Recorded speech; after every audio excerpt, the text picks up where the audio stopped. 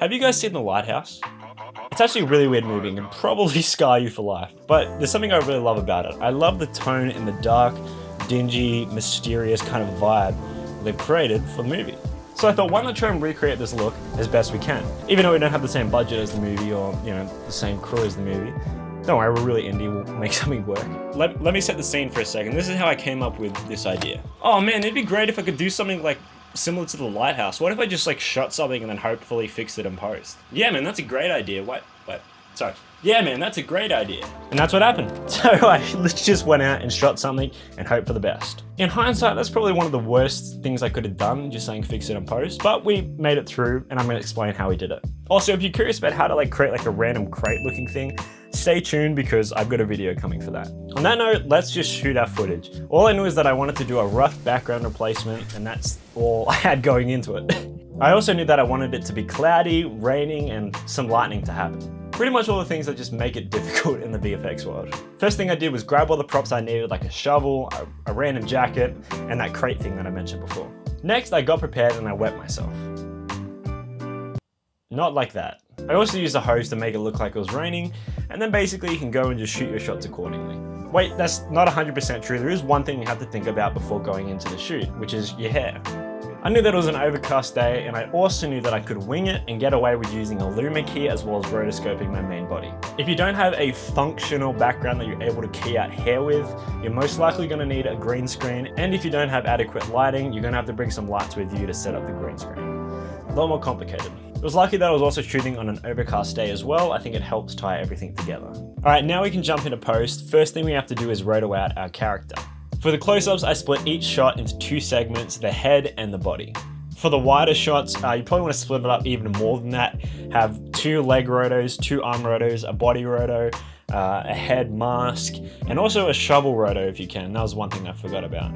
So there's a lot more work for the wide shots, but they're pretty much the same technique for the close-ups and the wide shots. Now we can jump into rotoing. I started rotoing my body using the roto tool and just went frame by frame.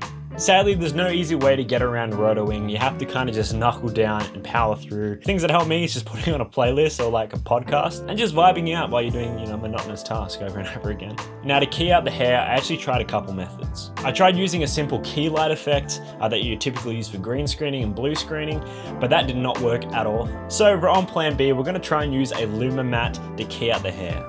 I started by duplicating my base clip. Then I went around and masked out the areas of my head.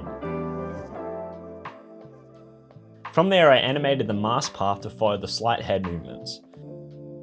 Next, we can chuck in a couple of effects. Start with a curve effect and then add a saturation and hue effect.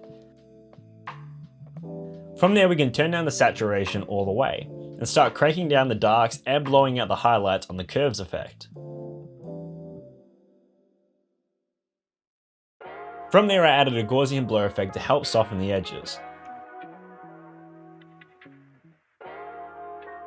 Lastly, we can grab our original footage layer and change the blending mode to luma key inverted. We'll need to create a rough mask on the base layer to match our keyed layer, otherwise there will be an overlap. Now the background is probably one of the easiest parts of this entire project.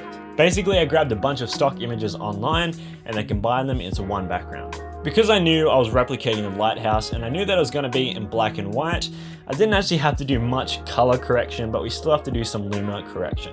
So if you're planning to make this not in black and white, you're going to have to go through each channel RGB and try and match it the best you can. Start by adding in the background images and doing some rough masks. If you're trying to remove any skies from any stock images, you can use a very similar method to the hair key we did, turning a duplicate into a luma layer to then key the trees and the sky. From there we can change our layers to 3D objects, that way we can change the rotation so it matches the camera's perspective. From there we can just start matching the luma values of each layer. This is relatively easy, just use a curves layer to adjust until you're happy. Next you want to add in some motion to the skies. We can do this with a simple position keyframe, nothing more than that, just one side to the other, super simple. Now the rain is probably the hardest part of this entire project. Now like majority of these projects, I actually had to do some tests to figure out how I would kind of create the rain. I originally tried using Adobe's particle system to kind of create some flashing white lines going down the screen, but didn't really turn out that well. Basically, I was looking around YouTube and I stumbled across a really great video by Action VFX. Basically, they show you how to transform a normal car scene into a rainy car scene, and it's fantastic. So I jumped on their sites and bought a couple assets. They actually have a subscription, which is around $15 a month, so you can grab some assets that way. I ended up using a wide, normal, close-up, and ground layer, all off Action VFX. Links to the assets I used, of course, will be down in the description below. From there, we can jump into compositing the rain, and we want to start with the background rain layer first. Grab that wide angle rain asset and add it in. From there, we can change the blending mode to screen and also create a mask around the outside to kind of cover up the edges a little bit. I then duplicated the same layer and added it a couple times to the background in order to get the correct scale, and I also made sure to adjust it in the timeline so they all play at different times in that clip. That makes sense. From there, we can add in the medium and then close-up layer, or using the screen method to key out the black. To replicate the camera very, very roughly, we can change our layers to 3 objects again, and then we can change the rotation to match. For example, these close-up shots were looking up, so we want to make sure that the rain is coming down at a certain angle. It doesn't look like it's just like plopping straight down. And we want to make sure that we turn down the opacity of each of these rain layers so they blend in nicely and they don't overpower the image. I also added in some fog. I actually used an awesome pack created by Premium Beats. It's a free 4K fog asset pack with like 28 different fogs, and I use it consistently in all my projects. So I'd highly recommend you guys go download that.